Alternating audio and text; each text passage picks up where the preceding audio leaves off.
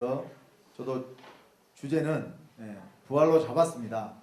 근데 자, 제목을 제가 질문으로 제목을 잡았어요. 질문을 했잖아요. 이 질문에 대한 답이 오늘 설교에 들어있기 때문에 잘 들으시고 성경대로 부활에 대해서 알고 믿으시기를 예수 그리스도 이름으로 축원드립니다. 자, 우리 말씀의 제목을 다 같이 한번 읽겠습니다. 부활은 장차 이루어질 일입니까? 아니면 이미 이루어진 일입니까?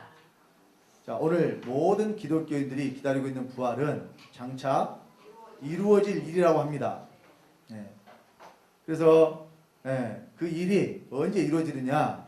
예수 그리스도가 재림하시면 그때 부활이 이루어진다라고 이렇게 전하고 있고 또 알고 있고 믿고 있습니다. 그러면 과연 성경이 그렇게 말씀을 하고 있는가 우리가 확인을 해봐야죠. 성경대로 믿어야 됩니다. 자, 그래서 오늘 말씀을 통해서 부활이 언제 일어난 일이고 또 어디서 일어난 일이고 또 어떻게 일어난 일인지를 확실하게 알고 믿으시기 바랍니다.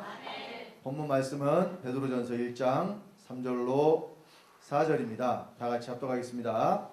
찬송하리로다. 우리 주 예수 그리스도의 아버지 하나님이 그 많으신 긍휼대로 예수 그리스도의 죽은 자 가운데서 부활하심으로 말미암아 우리를 거듭나게 하사 산 소망이 있게 하시며 썩지 않고 더럽지 않고 쇠하지 아니하는 기업을 있게 하시나니 곧 너희를 위하여 하늘에 간직하신 것이라. 자, 예수 그리스도의 죽은 자 가운데서 부활하심으로 우리를 거듭나게 하셨다고 했습니다. 그러면 예수 그리스도의 부활하심과 우리의 거듭남이 어떻다는 이야기예요? 아주 밀접한 관련이 있다는 이야기죠. 인과관계가 있다는 이야기예요. 그러면 자, 예수 그리스도가 부활했으니까 우리가 거듭났다는 것과 같습니다. 근데 2000년 전에 예수님이 부활하신 것이 곧 우리의 거듭남이다? 이렇게는 말할 수가 없어요. 그러면 성경에서 말씀하고 있는 거듭난다는 것이 곧 구원받은 것을 의미합니다. 우리가 세상에서도요, 어떤 사람이 그냥 나쁜 짓만 일삼다가 좀 사람이 변하면은 개과천선했다 그러죠. 그런 사람을 보고 새 사람이 됐다 그래요. 그러면 자, 왜 그 사람을 새 사람이 됐다고 합니까? 전에 살던 것과 전혀 다른 삶을 살기 때문에 우리가 세상에도 그렇게 이야기를 합니다. 그러면 우리가 성경에서 거듭났다고 하는 말씀도 예전에 우리가 살던 그대로 만약에 살고 있다면 이것을 거듭난 것이라고 말할 수가 없다는 거예요. 세상에서도 바뀐 삶을 사는데 하물며 하나님의 말씀으로 우리가 거듭났다면 당연히 우리도 어떤 삶을 살아야 되겠습니까? 변화된 삶을 살아야 되겠죠. 그래서 세상의 변화는 사람의 선과 사람의 이 기준에 의해서 그것이 바뀌었다고 이렇게 보여지게 되지만 우리가 성경에서 말씀하는 거듭남은 우리의 삶이 완전히 하나님의 말씀에 의해서 사라지는 것을 거듭났다고 말씀하는 것입니다. 내가 예수 믿고 구원받기 전이나 구원받은 후나 우리의 삶이 똑같다면 이것은 뭔가 문제가 있는 것입니다. 그리고 이 성경이 말씀하는 것에 대해서 그냥 듣기 좋은 소리로만 어떤 세상의 격언이나 명언이나 교훈이나 이런 것들처럼 그냥 참 좋은 말이야 우리가 이렇게 가슴에 새기고 그냥 그렇게 살려고 노력하는 것이 하나님의 말씀이 아니에요. 이 하나님의 말씀은 저와 여러분들에게 실제가 돼야 되는 것입니다. 내게서 이 말씀이 이루어져야 되는 것입니다. 이것이 하나님의 말씀을 우리에게 주신 이유고 목적입니다. 그래서 자, 누가 말씀을 지킬 수 있느냐? 하나님 아버지의 아들된 자들만 말씀을 지킬 수 있는 것입니다. 곧 하나님의 아들은 하나님이기 때문에 하나님의 말씀은 누구만 지킬 수 있느냐? 하나님만 지킬 수 있다는 것이에요. 그래서 자, 우리가 거듭났다고 했을 때에 무엇으로 거듭나느냐? 부활하심으로 거듭났다. 성경에 우리가 거듭남에 대해서 말씀하는 구절이 세 군데 있습니다.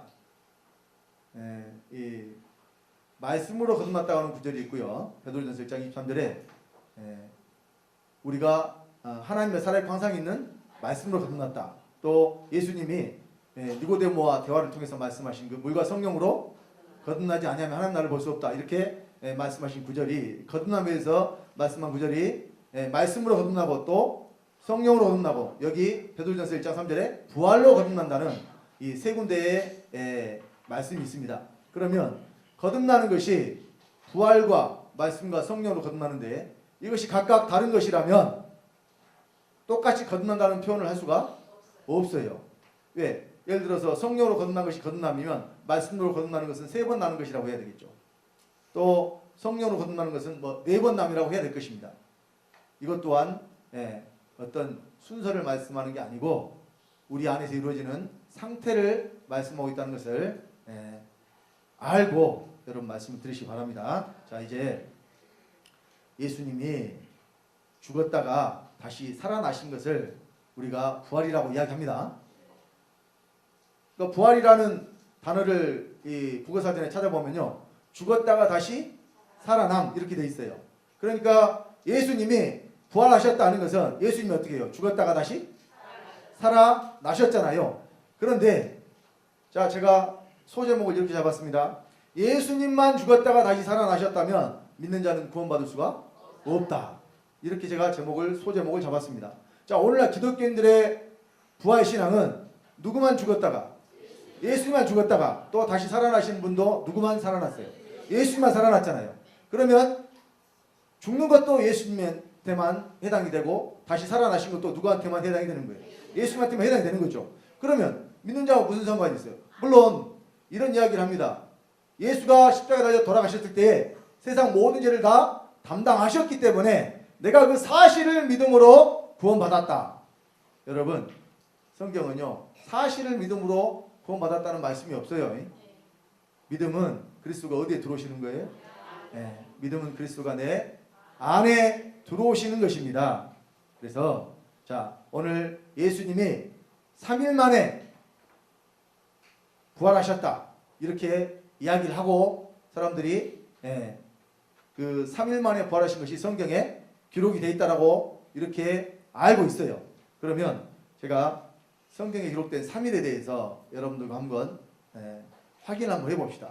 우리 누가복음 13장 31절로 33절까지인데요. 다 같이 합독하겠습니다.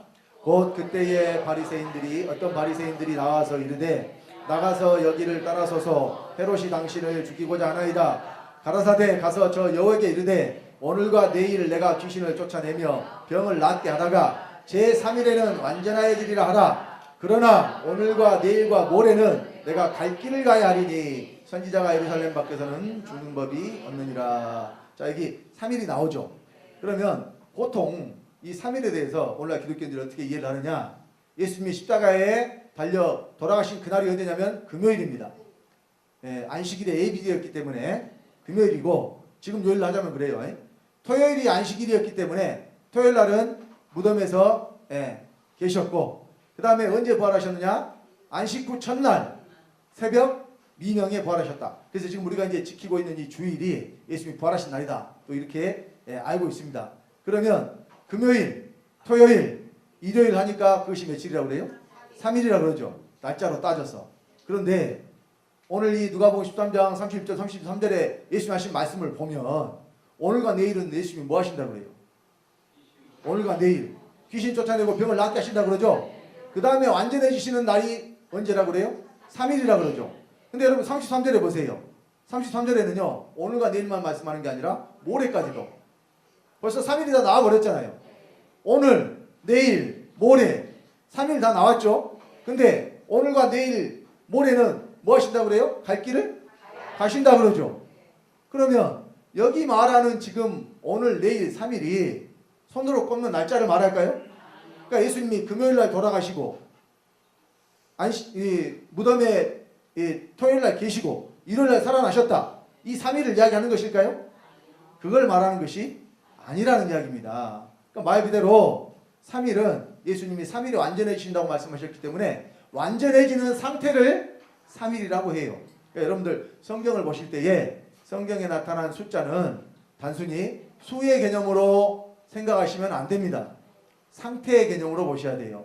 그래서 우리가 이 천열매에 대해서 말씀을 많이 드렸습니다만은 예수님이 이미 천열매가 되셨다고 그랬잖아요. 고린도전서 15장 20절에 그러나 이제 그리스도께서 죽은 자 가운데서 다시 살아 잠자는 자들의 천열매가 되셨도다. 그러면 천열매가 이미 있기 때문에 우리가 그것이 순서고 숫자를 나타내는 것이라면 천열매가 이미 있는데 또 천열매가 있어야 돼요, 없어야 돼요? 만약에 순서를 나타내는 것이라면 천열매가 또 있으면 안 되는 것입니다. 그런데 야고보서 1장 18절에 보니까 우리로 조물 중에 한 천열매가 되게 하시려고 진리의 말씀으로 우리를 낳으셨느니라 라고 말씀을 하고 있어요.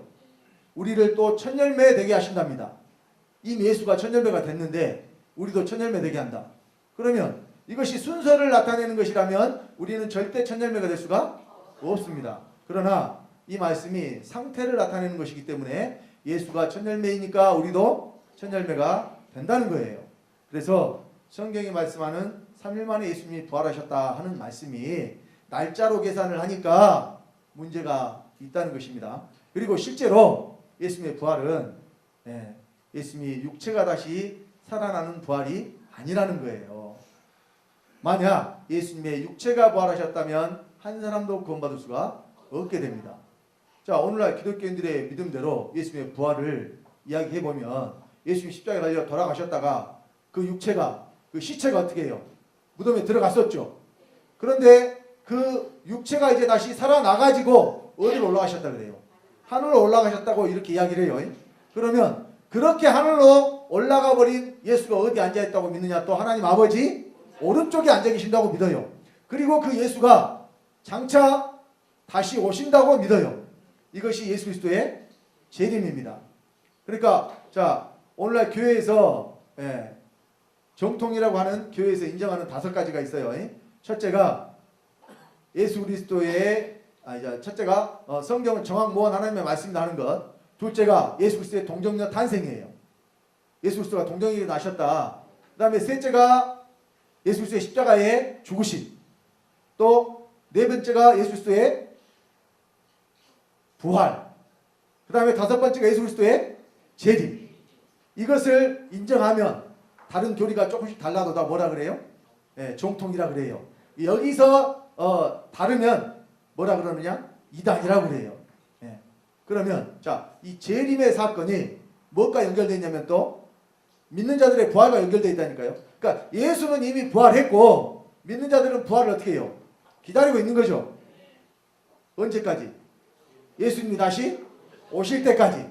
그러면 그때 이제 어떤 일이 일어나냐? 무덤이 열리고 거기서 자던 성도들이 일어난다 그러죠. 그래서 지금 좀 규모가 있는 교회들은요, 땅을 다 산다니까요. 그래가지고 공동묘지를 만들어 놓고 이름을 뭐라고 붙여놨어요? 부활동산 이렇게 붙여놨습니다. 여러분, 땅덩어리도 좁은 나라에 그렇게 무덤 만들어 놓으면 계속 사람들은 죽을 거 아니에요. 계속 죽어가면 온 산이 다 뭐 되겠어요? 무덤밖에 더 되겠어요? 그러니까 이제 물론 지금은 이제 이 장례 문화가 바뀌어가지고 다 이제 뭐 납골 땅이나 추모관이나 뭐 이런 데로 다 옮겨가고, 또 지금은 저기 그 산에 있는 그 봉분들도요, 예전에는 그 묘 하나만 썼잖아요. 근데 이 묘지도 아파트를 만들었더만요.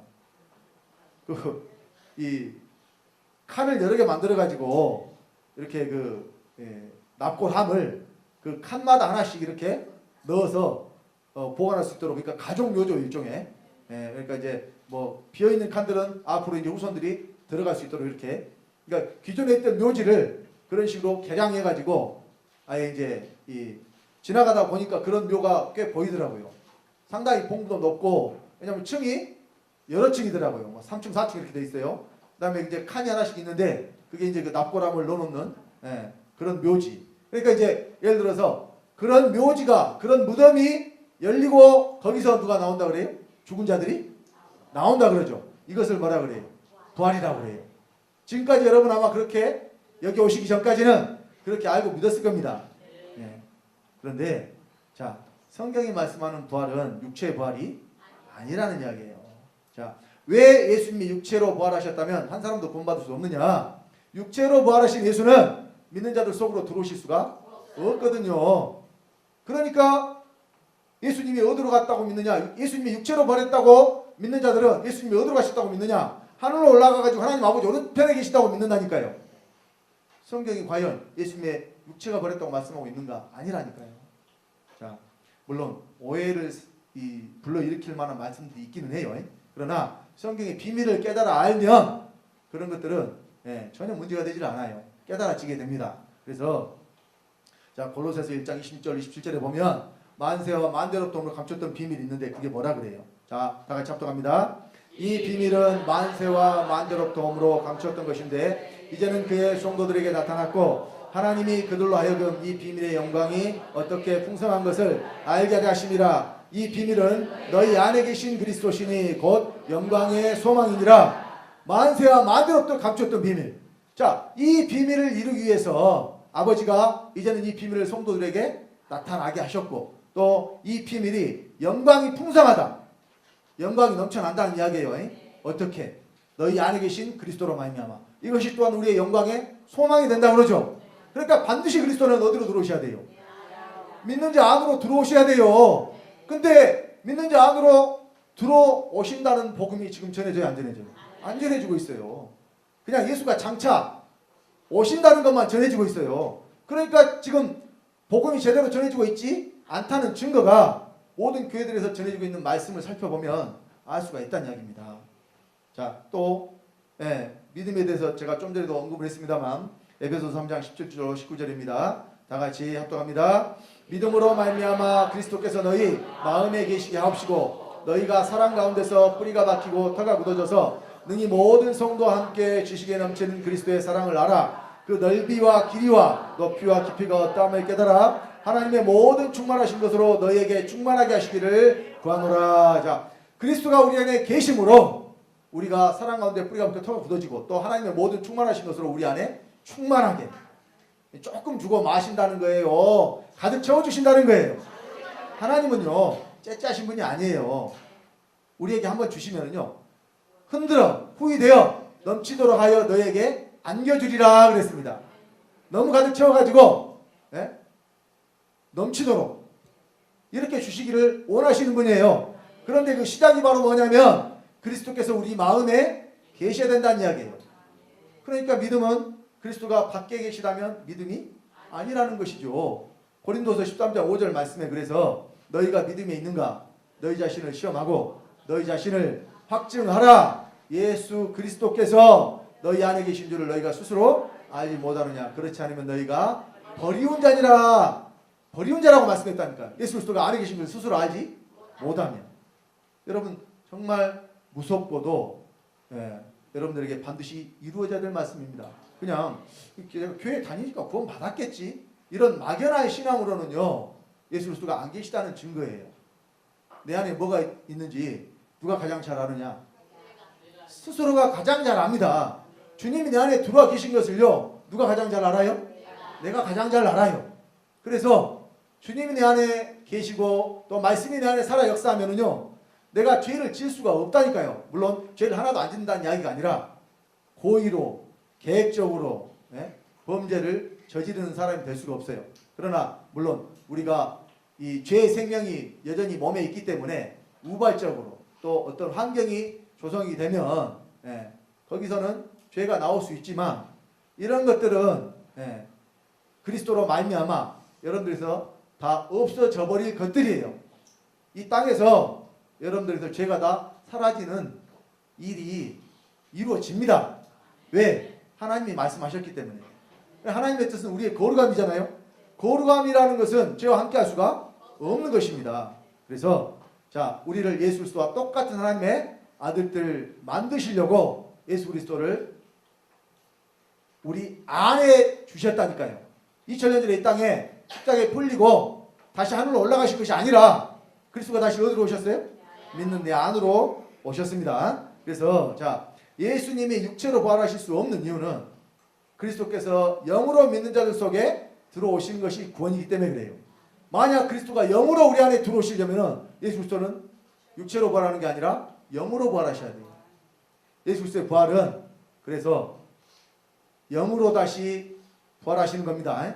그러면 자, 여기서 오늘날 이 많은 기독교인들이 예수님의 죽음에 대해서 사실은 잘 모릅니다. 예수님의 죽음에 대해서. 그러니까 예수님이 육체가 죽었기 때문에 무엇이 살아났다고 믿어요?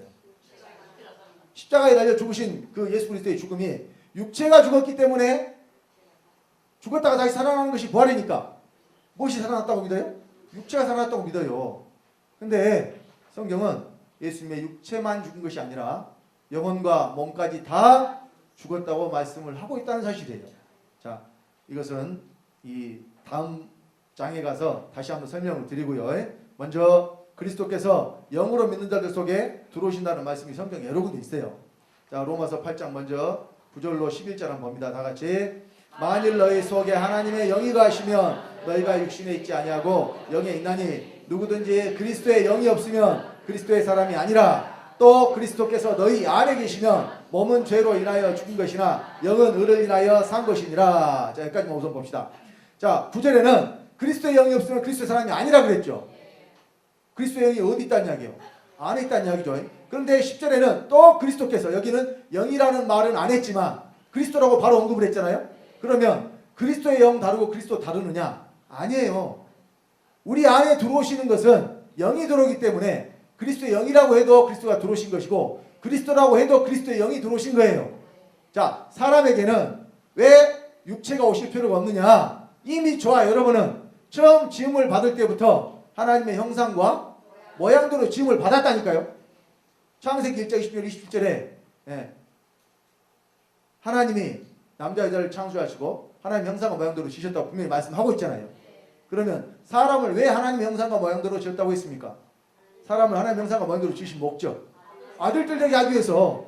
그러니까 자, 이미 겉모습은 우리가 아버지와 똑같아요. 그런데 뭐가 없느냐? 아버지의 생명이 없어서 아들이 되지 못하는 겁니다. 그러나 생명만 받으면 바로 우리가 하나님의 아들이 되는 겁니다. 그래서요, 영원한 때 전에, 그 창세 전에 우리 아버지가 세우신 계획이 바로 사람을 하나님의 아들들 되게 하시는 거예요. 이 경륜의 말씀이 에베소서 1장 3절로 5절에 기록이 되어 있습니다. 이 말씀은 찾아서 한번 읽겠습니다. 에베소서 1장 3절로 5절입니다.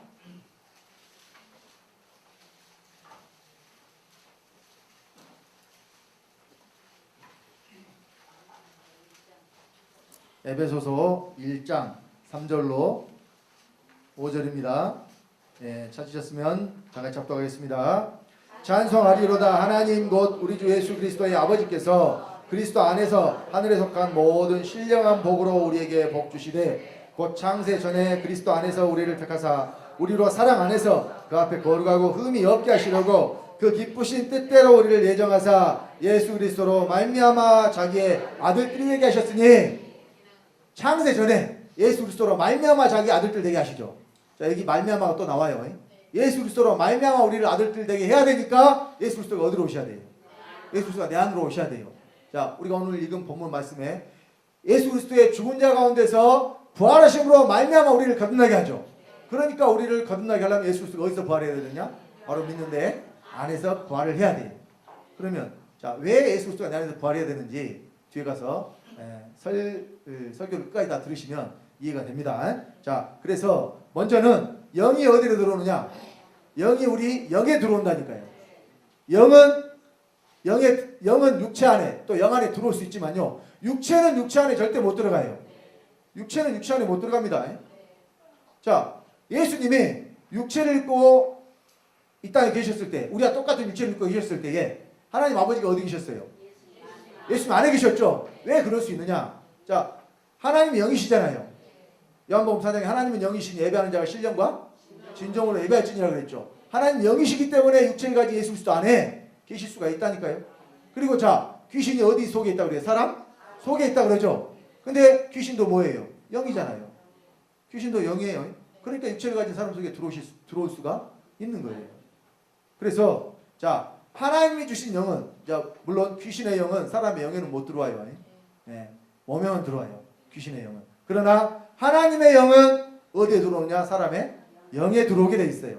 그래서 그리스도께서 너희 안에 계시면 몸은 죄로 인하여 죽은 것이나 영은 의를 인하여 산 것이니라. 우리의 영이 살아난다고 그러잖아요.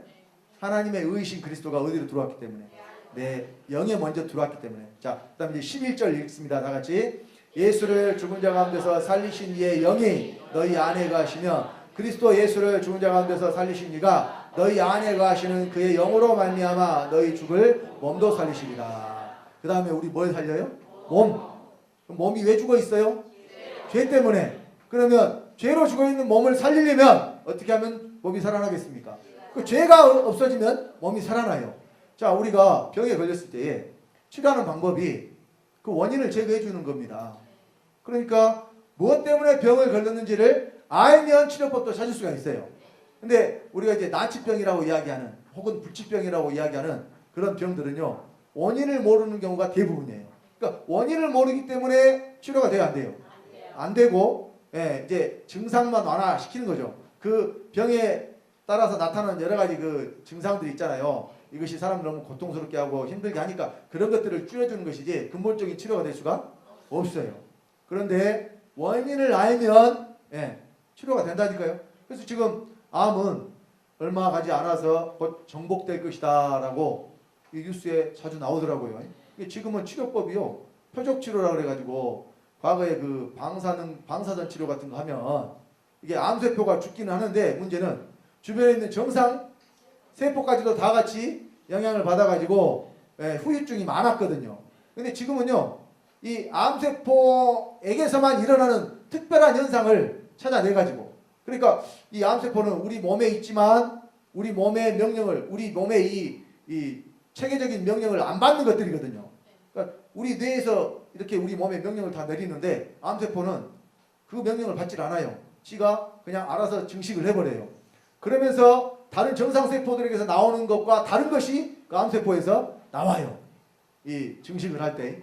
그걸 찾아내가지고 그 부분만 공격을 하게끔 약을 만들어내요. 그러면 다른 세포들은 전혀 영향을 받지 않고 암세포만, 예, 증식이 안 되도록 억제가 되는 거죠. 이게 이제, 예, 개발 단계이기 때문에 아직 이제 뭐 판매가 되는 데까지 시간이 걸리겠습니다만은, 예, 그러나 뭐지? 않았다는 것은 기정사실인 것 같아요. 우리가 과거에는 생각지도 못했던 일들이 시간이 지나고 나니까 어때요? 다 현실로 이루어지잖아요. 앞으로 운전면허증이 필요가 없는 시대가 와요. 돈만 있으면 되는 시대가 온다니까요. 왜냐하면 자율주행, 차가 지가 알아서 그냥 다 가고 서고 멈추고 위치까지 그냥 다 알아서. 근데 오늘 아침 뉴스를 보니까요, 이제는 그 중장비 있잖아요, 지게차 같은 거 있잖아요, 물류창고 같은 데서 물건 나르고 옮기는 그 팔레트에 올려서, 그것을 이제 또 자율주행으로 개발을 지금 했더라고요. 그러니까 이제는 지게차 운전하는 사람도 필요가 없어요. 이게 과연 근데 이게 바람직한 현상인가 하는 것도 생각이 들어요. 왜냐하면 그런 일들을 사람이 다 했었을 때는 일자리가 있었잖아요. 근데 그 일들을 다 기계가 다 가져가 버리면 앞으로 사람은 그럼 도대체 뭘 해야 될 것인가, 이런 생각이 드니까 이게 과연, 예, 정말 좋기만 한 일인가 하는 이런 생각도 들어요. 근데 우리는 앞일을 알 수 없기 때문에, 예, 어떤 방향으로 가든, 자, 중요한 것은 하나님이 세우신 계획, 또 하나님이 행하신 일, 이 모든 것들은 모든 것이 아버지의 뜻을 이루기 위함이기 때문에 반드시 아버지가 하시는 계획은 이루어질 수밖에 없다는 거예요. 그러니까 영원한 때 전에 세우신 계획이 하나님의 아들들을 얻으시는 것이기 때문에 우리는 말씀대로 믿고 아들 되면 돼요. 예. 세상이 어떻게 변하든 변하지 않는 것이 있어요. 그걸 진리라고 그래요. 하나님의 말씀은 변함이 없습니다.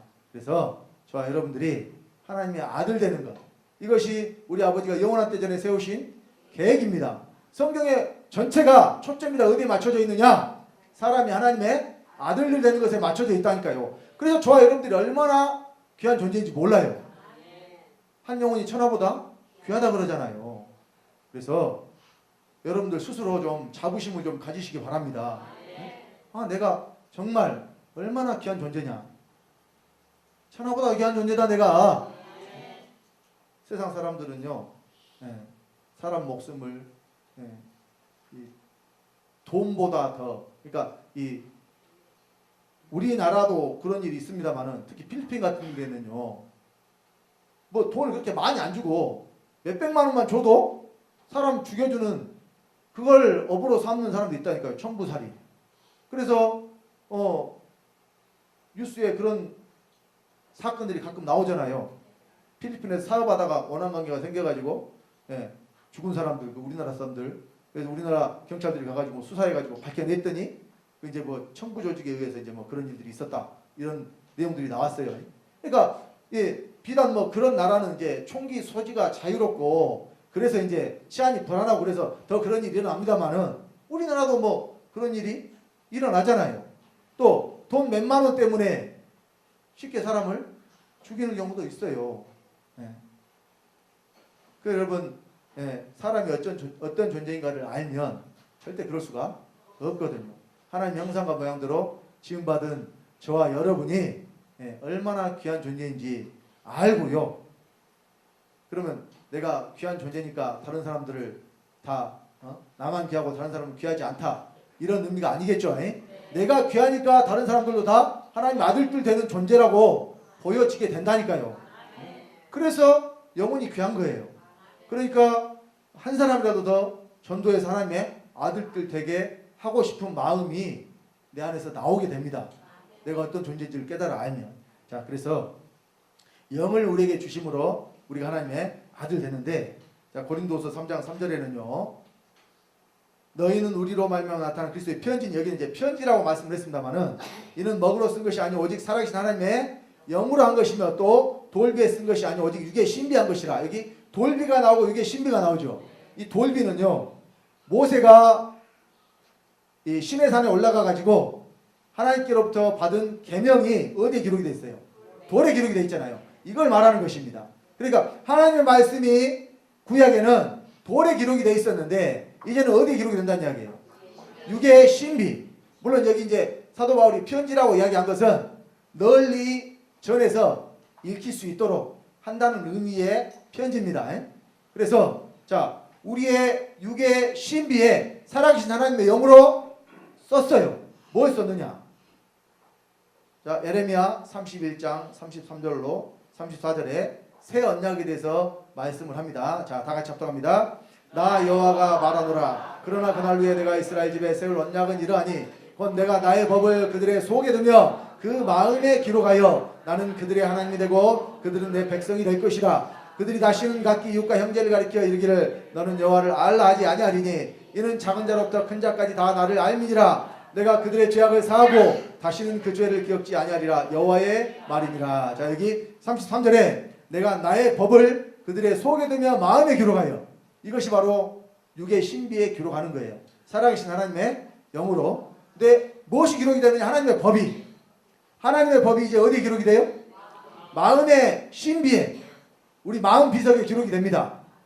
그러면 자, 구약에는 하나님의 법이 사람들에게 있었어도, 그들에게 하나님이 법을 줬어도 그들이 왜 못 지켰습니까? 그렇죠. 법이 사람 밖에 있었다니까요. 모세가 이스라엘 백성에게 하나님의 율법을 선포하면서 이스라엘 백성들 이구동성으로 이렇게 이야기했어요. 우리가 여호와의 말씀을 지켜 준행하리이다 그랬는데 그 말씀을 지키는 사람이 있었어요, 없었어요? 한 사람도 없었습니다. 왜? 온 율법을 지키다가 하나에 거치면 모두 범한 자가 된다 그랬잖아요. 그러니까 율법을 지키려면 어떻게 해야 돼요? 완전하게 다 지켜야 돼요. 여러분, 만약에 율법이 100개가 있다고 합시다. 그런데 99가지는 지키고 한 가지를 못 지켰어요. 이 사람하고, 자, 100가지 율법 중에서 한 가지만 지킨 사람이 있어요. 그럼 누가 잘한 거예요?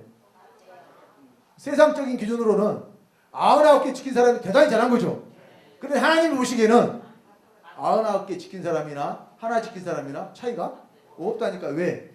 하나에 거치면 모두 범한 자가 된다고 그랬으니까. 그래서 율법으로 의롭게 되고자 하는 자들은 그리스도에서 끊어지고 그 은혜에서 떨어진 자로다 그랬습니다. 우리가 의롭게 되는 것이 율법의 행위로 되는 것이 아니라 하나님의 의로 된다니까요. 의를 얻어서. 그리고 법은 어떻게 지켜지느냐? 내가 지키려고 힘쓰게 쓰고 노력해서 지켜지는 게 아니라 내게서 자연스럽게 법이 내 안에 있으니까 그 법대로 살게 돼요.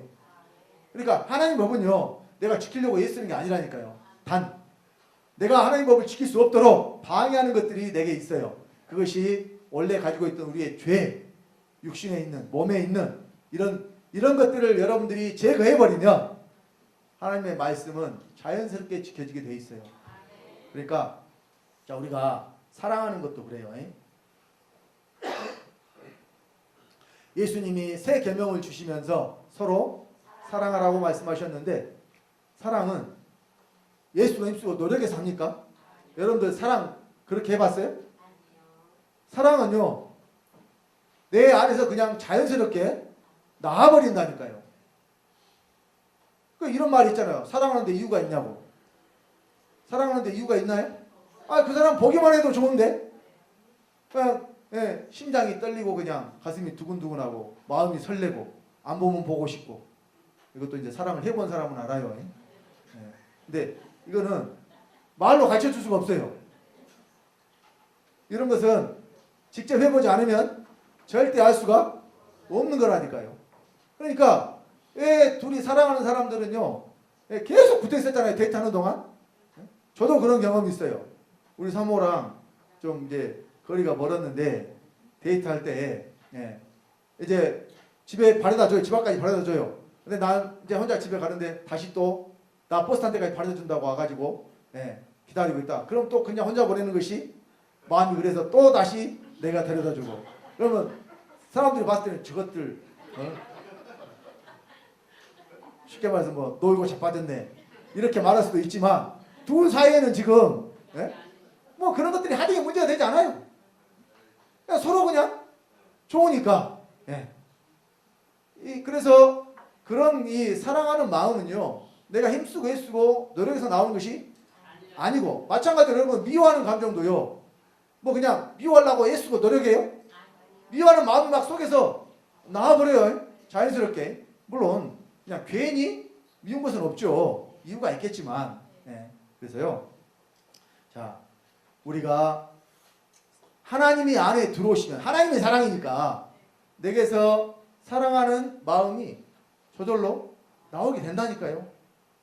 형제를 사랑하고 이웃을 사랑하고 마지막으로는 원수까지도 사랑할 수 있는 그런 마음이, 사람에게는 그런 마음이 있을 수가 없어요. 오직 하나님이 주신 사랑으로만 가능하다는 이야기예요. 그래서 자, 이제 법이 어디에 기록이 되면, 내 마음에 기록이 되면 그 하나님 법대로 우리가 살기 싫어도 살게 돼버린다니까요. 왜? 어디에 기록이 돼 있습니까? 마음에 기록이 돼 있으니까. 그래서 이 법을 생명의 성령의 법이라고 말씀을 합니다. 로마서 8장 1절로 2절 다 같이 합독합니다. 그러므로 이제 그리스도 예수 안에 있는 자에게는 결코 정죄함이 없나니 이는 그리스도 예수 안에 있는 생명의 성령의 법이 죄와 사망의 법에서 너를 해방하였습니다. 우리 안에 새겨진 법이 어떤 법이에요? 생명의 성령의 법. 그러니까 이 법으로 죽을 것이 생명에게 삼킴만 되는 거예요. 고린도후서 5장 4절 5절에 이 장막에 있는 우리가 짐진 것 같이 탄식하는 것은 복고자 함이 아니 오직 덧입고자 함이니 죽을 것이 생명에게 삼킴받게 하려 함이니라. 이것을 우리에게 이루게 하시고 보증으로 성령을 우리에게 주신 이는 하나님이시니라. 성령 우리에게 주신 이유가 죽을 것이 생명에게 삼킴받는 그 일을 이루게 하시려고. 그래서 성령의 법이고 생명의 법이에요. 곧 생명의 성령의 법이에요. 성령이 우리 안에 있으면 생명이 있는 것이고, 이 생명은 죽을 것을 삼켜버리는 겁니다. 자, 그래서 우리가 로마서 8장 15절 17절 보면 양자임을 받았다 그랬죠. 제가 지난주에 이거 설명을 드렸습니다. 이 양자가 데려다 아들 삼은 것이 아니고 낳아서 기르고 양육해서 후사가 되게 하는 것, 후계자가 된다고 하는 것이 양자예요. 말씀을 읽어보면 답이 나옵니다. 연결이 돼서. 자, 우리 15절부터 17절까지 다 같이 합독합니다. 너희는 다시 무서워하는 종의 영을 받지 아니하였고 양자의 영을 받았으므로 아바 아버지라 부르짖느니라. 성령이 친히 우리 영으로 더불어 우리가 하나님의 자녀인 것을 증거하시나니 자녀이면 또한 후사 곧 하나님의 후사요 그리스도와 함께한 우산이 우리가 그와 함께 영광을 받기 위하여 고난도 함께 받아야 될 것이니라. 자녀면 뭐가 돼요? 후사가 된다 그러죠. 근데 낳자마자 후사는 안 돼요. 후사가 되려면 무엇도 함께 받아야 되느냐? 고난. 영광을 받기 위하여 무엇도 받아야 돼요? 고난도 받아야 돼요. 그래서 우리가 받는 고난이 바로 십자가예요. 십자가. 그러면 십자가를 예수님만 진다고 그랬어요. 우리도 십자가를 지고 주님을 쫓아가야 된다고 그랬어요. 누가복음 9장 23절에 누구든지 나를 따라오려거든 자기를 부인하고 자기 십자가를 지고 날마다 나를 쫓을 것이니라 그랬습니다. 그래서 우리가 영을 받아야 뭐가 되냐? 하나님의 아들이 됩니다. 그러니까 영을 우리 안에 주시는 거예요. 저 갈라디아 4장 6절로 7절에도 자, 다 같이 합독합니다. 너희가 아들인 거로 하나님이 그 아들의 영을 우리 마음 가운데 보내사 아바 아버지라 부르게 하셨느니라. 그러므로 네가 이후로는 종이 아니요 아들이니 아들이면 하나님으로 말미암아 유업을 이을 자니라. 자, 이 유업을 이을 자가 곧 후사입니다.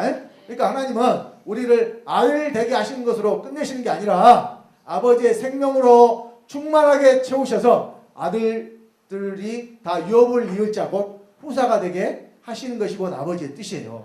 그래서 영으로 그리스도가 들어오시려면 예수는 육체로 부활하시면 안 된다는 이야기예요. 자, 제가 안 된다고 말씀하는 게 아니라 성경 예수님이 육체로 부활한 것이 아니라고 말씀을 하고 있습니다. 자, 그래서 이 예수님이 십자가에 달려 돌아가실 때에 자, 우리 이사야 53장 10절로 12절 이사야 선지자를 통해서 미리 예언하신 말씀입니다. 다 같이 합독합니다.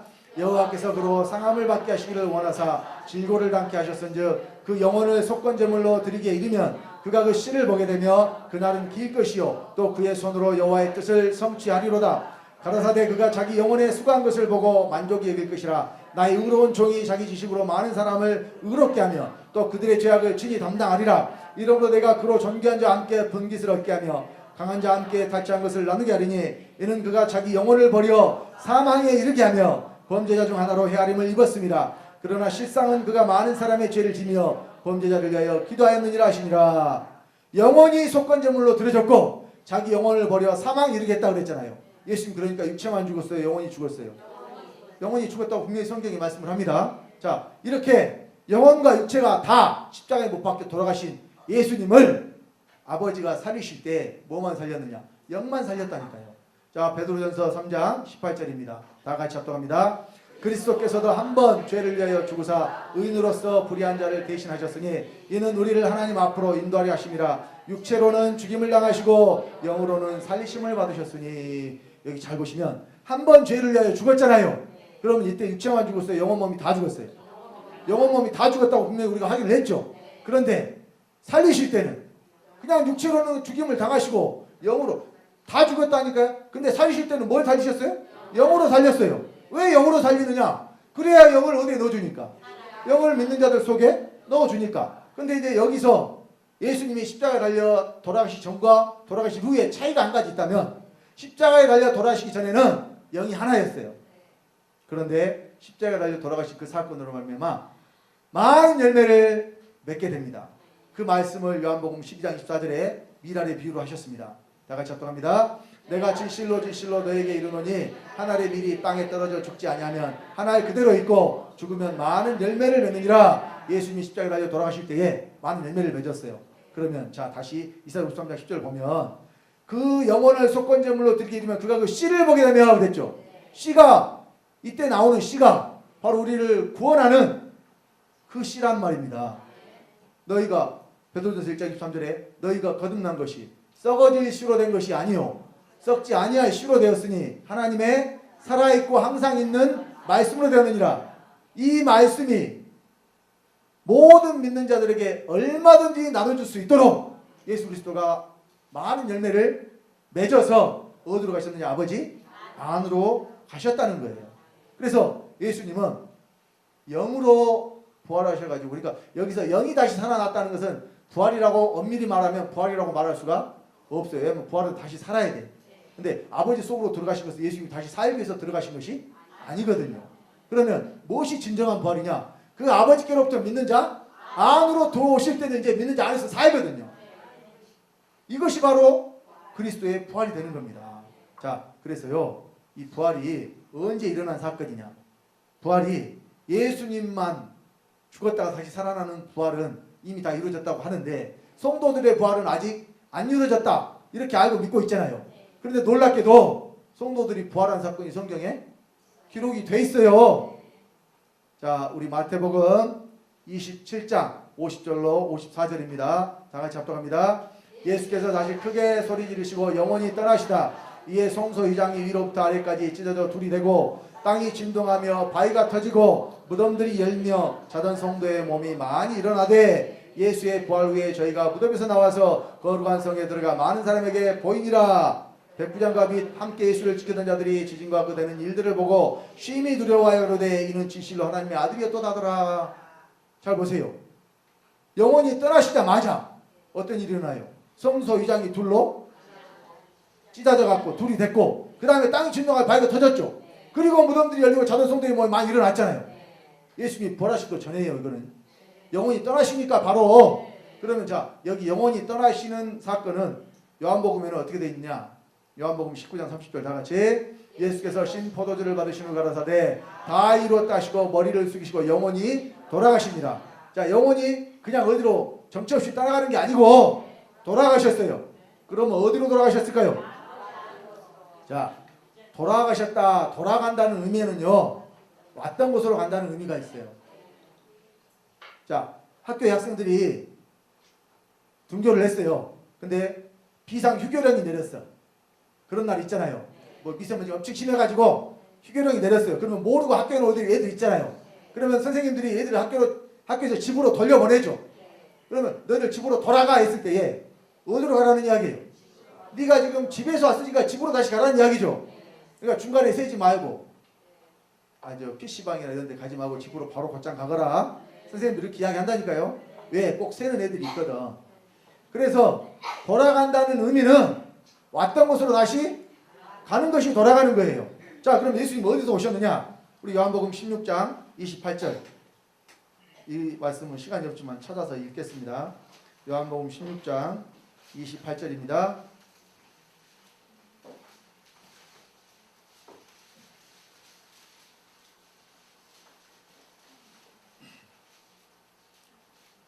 요한복음 16장 28절 찾으셨으면 다 같이 합독합니다.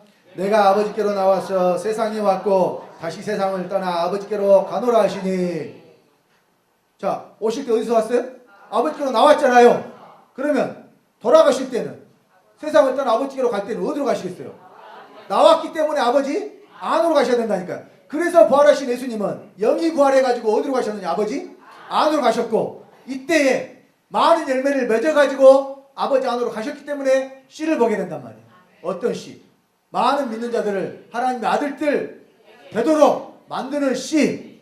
이제는 얼마든지 아버지가 생명을 줘서 예수 그리스도와 똑같은 하나님의 아들들을 만들어내실 수가 있단 말입니다. 아버지 속에 예수 그리스도가 수없이 많은 열매를 맺어가지고 아버지 안으로 가셨기 때문에. 자, 그래서 여기 무덤들이 열며 자던 성도의 몸이 많이 일어나는 것이 장차 일어날 일이에요? 이미 일어난 일이에요? 여러분 말씀을 통해서 확인했죠? 영원히 떠나시자마자 그랬어요. 그러면 여기서 이제 52절에는 무덤들이 열며 자던 성도의 몸이 많이 일어났는데, 그런데 예수의 부활 후에, 그러니까 예수의 부활 후에는 또 어떤 일이 일어나느냐? 저희가 무덤에서 나와요. 나와가지고 거룩한 성에 들어가 많은 사람에게 보여. 그럼 여기 거룩한 성이 또 어디예요? 쫙 하늘에 올라가면 거룩한 성인가요? 그러니까 거기에 거룩한 성에 들어가면 뭐 천사들한테 보인다든가 뭐 이렇게 해야 되는데 많은 사람에게 보였잖아요. 그래서요, 자, 이런 부분들이 이제 좀 더 깊이 들어가면, 자, 먼저 부활은 그리스도가 어디에 들어오신 거냐? 내 안에 들어와 사시는 건데, 근데 자, 이때 몸이 부활을 하는 것은, 자, 예수의 부활 후에 무덤에서 나오는 것이, 그러니까 여러분 여기서, 자, 예수의 부활 후에 그랬잖아요. 그러니까 제가 아까 좀 전에 예수님이 영이 부활해가지고 아버지 안으로 간 것은 엄밀히 따지면 부활이라고 할 수가 없다 그랬죠. 왜냐하면 그것은 아버지 안으로 다시 살기 위해서 가신 게 아니에요. 원래 있던 자리로 가신 것이기 때문에. 그러나 그리스도가 믿는 자 안에 들어오시는 것은 살기 위함이에요. 다시 살아야 되니까. 그래서 엄밀히 따지면 그리스도의 영이 어디에 들어오신 게 부활이냐? 내 안에 들어오신 게 부활이고, 그리고 그 그리스도가 내 몸에까지 사시면 이것이 몸의 부활이에요. 그래서 53절은 예수의 부활 후에 이것은 몸의 부활을 이야기하는 거예요. 그러니까 사도 바울이요, 초대교회 때 예수의 육체의 부활을 전한 게 아니었다니까요. 예수의 육체의 부활이 아니에요. 우리 사도행전 성경에 다 나와 있는데 비밀을 알지 못하기 때문에 말씀을 깨닫지 못하는 겁니다. 우리 사도행전 17장 18절을 봅니다. 사도행전 17장 18절.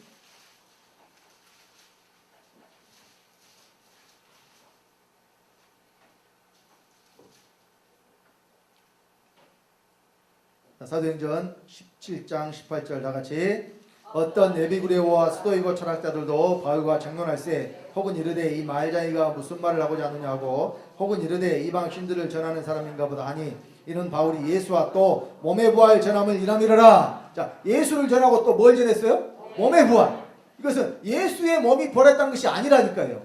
예수 그리스도가 믿는 자의 몸에 들어오셔서 믿는 자의 몸을 얻는다는 것을 말씀하는 거예요. 그래서 이제는 누가 그리스도의 몸이냐? 믿는 자들이 그리스도의 몸이라고 그러잖아요. 고린도전서 12장 27절 다같이 너희는 그리스도의 몸이요 지체가 그분이라. 우리가 어떻게 그리스도의 몸이 돼요? 그리스도가 내 몸에 사니까 우리가 그리스도의 몸이 돼요. 물론 또 여기는 이제 지체, 우리는 온전한 하나의 몸이 아니에요.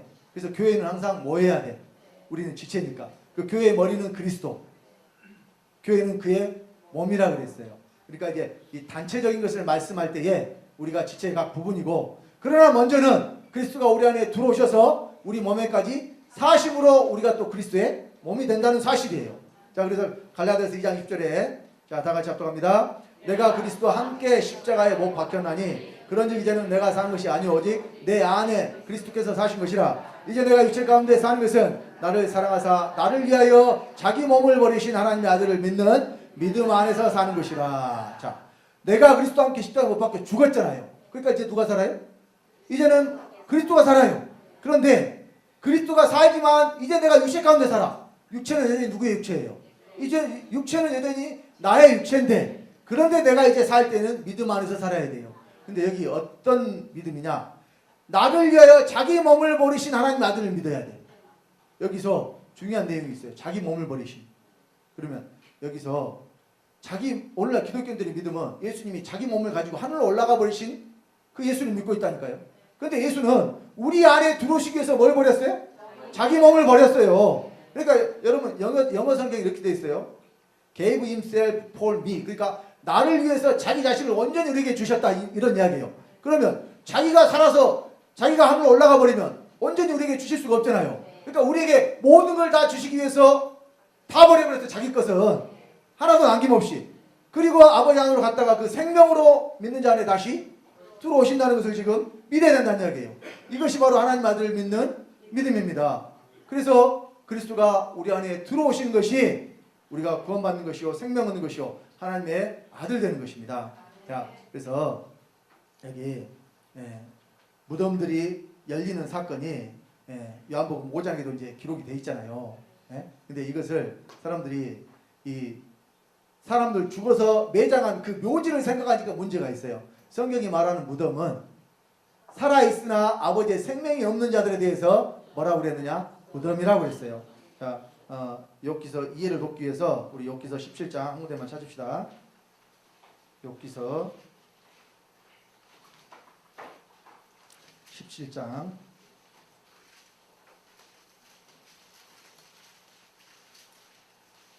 14절 보겠습니다. 욥기서 17장 14절.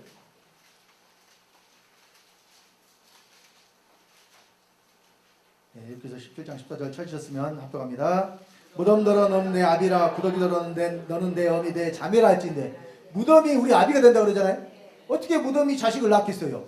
이 말은 뭐냐면 생명이 없는 자가, 사망으로 가득 찬 자가 자식을 낳으면 그 자식도 어차피 무덤이라는 이야기예요. 이것이 바로 성경이 말하는 무덤입니다. 그리고 예수님이 마태복음 23장에 바리새인들에게, 서기관들에게 화이스진저 서기관들과 바리새인들이여 너희는 회칠한 무덤이라고 그랬잖아요. 속에 썩은 것이 가득하다고 그랬죠. 그래서 성경이 말하는 무덤은 생명이 없는 사람을 뭐라고 그래요? 무덤이라고 그래요.